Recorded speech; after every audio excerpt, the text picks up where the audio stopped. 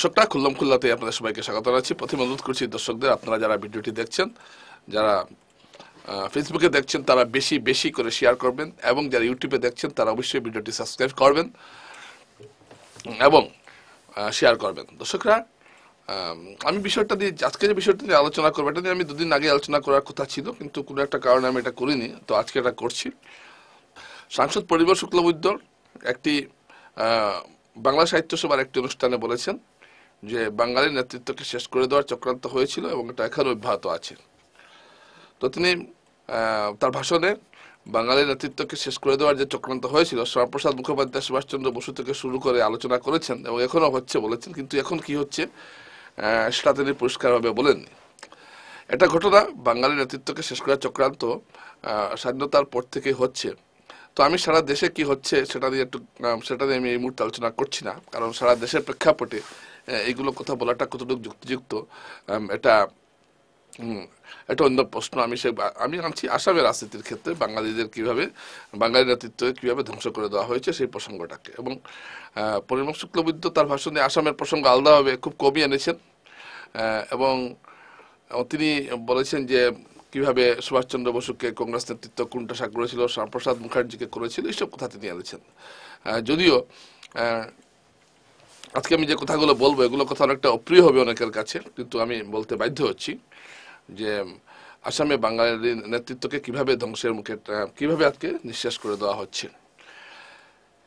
এটা ঘটনা, দেখুন, স্বাধীনতার পর থেকেই, যখন দেশ স্বাধীন হয়েছে তারপর থেকেই বাঙালি নেতৃত্বকে কুণ্ঠাসা করা একটা চক্রান্ত গোটা অসম জুড়ে শুরু হয়েছিল এবং প্রথমে সিলেটকে পাকিস্তানে ঠেলে দেওয়া, এই কাজটা খুব দক্ষতার সঙ্গে করেছিলেন অসমের প্রথম মুখ্যমন্ত্রী গোপীনাথ বরদলৈ। পুরোটাই চলে যেত যদি সেই সময় কাছাড় সংগ্রাম সমিতি বা নির্বাণচন্দ্র লস্কররা যদি সেই সময় বেঁকে না বসতেন, তাহলে পুরো কাছাড় জেলাটাই পাকিস্তানে চলে যেত। এটা একটা ঘটনা, কারণ ত্রিপুরার সঙ্গে সংযোগ রাখার জন্য কাছাড় জেলাকে ভারতে রাখার প্রয়োজন রয়েছে, এই কথাটি তিনি নির্বাণচন্দ্র লস্কর প্রথম যিনি সাংসদ করিমগঞ্জের বরাক থেকে, তিনি এটা, এবং তিনি সেই ডিলিমিটেশন কমিটির সদস্য ছিলেন, অত্যন্ত উচ্চশিক্ষিত মানুষ। এটা তাকে নিয়ে আমি আরেকদিন আলোচনা করব। তো তিনি সেই সময় অগ্রণী ভূমিকা নিয়ে পাকিস্তানে এই যে বরাক উপত্যকা বা তৎকালীন অবিভক্ত কাছাড় ভুক্তিকে তিনি আটকাতে পেরেছিলেন। তো এই একটা বিশাল কাজ করেছিলেন, কিন্তু না হলে পুরোটাই চলে যেত। তো আমি এটাই বলছি যে কারণ তখন কেন সিলেটের সঙ্গে কাছাড়কেও ঠেলে দেওয়ার চক্রান্তটা হয়েছিল, কারণ হলো যে সরকারি যেগুলো তখন শিলং রাজধানী ছিল এবং সরকারের বিভিন্ন কাজে তখন সিলেটিদের একটা বিরাট দবদবানি ছিল বা একটা প্রভাব ছিল।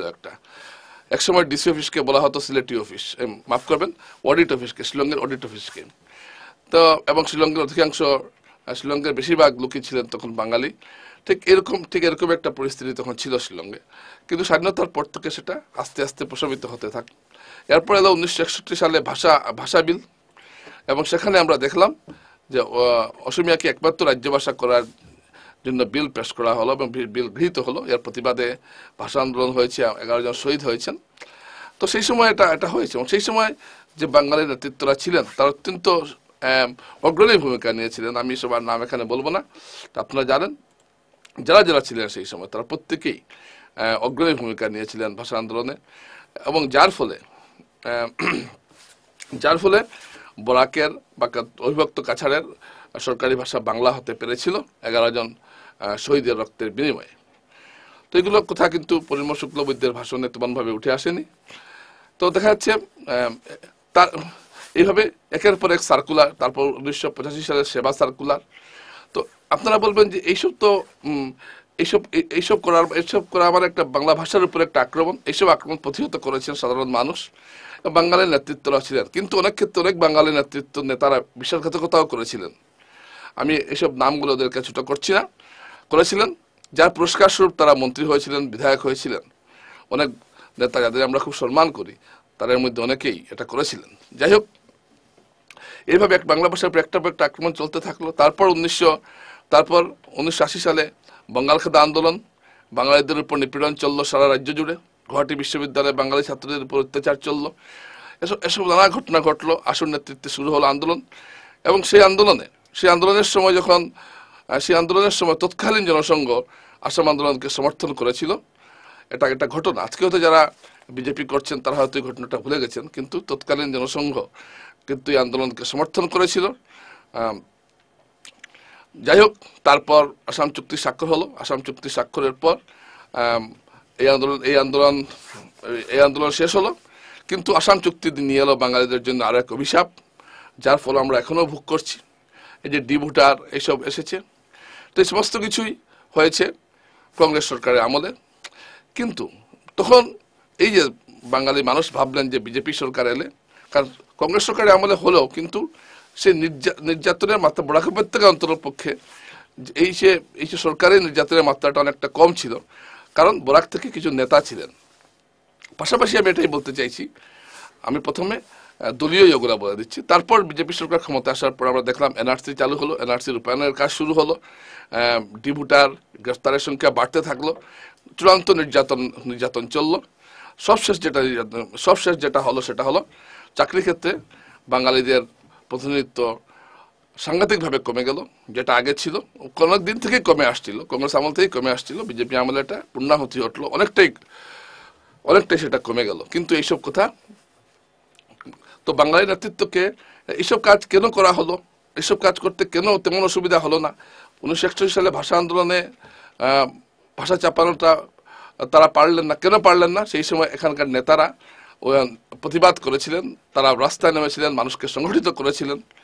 কিন্তু পরবর্তীতে 1985-তেও এটা হয়েছে, কিন্তু পরবর্তীতে বাঙালির নেতৃত্ব গত 10-15 বছর থেকে বাঙালির নেতৃত্ব কার্যত অদৃশ্য। বাঙালির নেতৃত্ব বরাক উপত্যকা থেকে হোক বা সারা আসাম থেকেই হোক। সন্তোষ দেব দাপড়ের সঙ্গে রাজনীতি করেছেন, তারপর কবীন্দ্র প্রকাশ, এই দুজন থাকা অবস্থায় মোটামুটি বাঙালিদের একটা অধিকার ছিল। এরা দুজন যখন ক্ষমতার বৃত্তে ছিলেন তখন বাঙালিদের একটা ক্ষমতা ছিল, এবং বাঙালিদের একটা রাজনৈতিক শক্তি হিসাবে মোটামুটি বিজেপি হোক বা কংগ্রেসই হোক একটা গণ্য করত। মানে শুধু ভোট দেওয়ার জন্য নয়, একটা রাজনৈতিক শক্তি হিসাবে গণ্য করত। কংগ্রেস আমলে গৌতম রায় মন্ত্রী ছিলেন, এবং দেশ প্রসাদ গোয়ালা অবাঙালি হলেও তাকেও আমি এখানে বাঙালির প্রতিনিধি ধরবো, কারণ বরাক উপত্যকাকে সাধারণভাবে বাঙালির রিপ্রেজেন্টেশনই বলা হয়। সুতরাং আমি এখানে মন্ত্রী দেশ প্রসাদ গোয়ালাকে শুধুমাত্র হিন্দিভাষী নেতা বলবো না, বাংলাভাষী নেতা তাকে বলবো। যাই হোক, তো এদের যে একটা দাপট ছিল, যার ফলে স্থানীয় রাজনীতি নিয়ন্ত্রণে এদের একটা দাপট ছিল। এরা যে কোনো কিছু বরাক বিরোধী যদি কোনো ব্যবস্থা নেওয়া হয় তাহলে সেটা প্রতিরোধ করতেন, কোনো সার্কুলার নেওয়া হলে সেটার তারা প্রতিবাদ করতেন বাঙালির বিরোধী বা বরাক বিরোধী হলে। কিন্তু এরপর থেকে এই ব্যাপারটা নাই হয়ে গেল। আমরা এনআরসির সময় দেখলাম কাতারে যখন মানুষ এনআরসির একটা নির্যাতনের মুখে পড়েছেন, এবং এটা তো অস্বীকার করার উপায় নেই, বেশিরভাগই এটা বাঙালিদের ক্ষেত্রেই হয়েছে।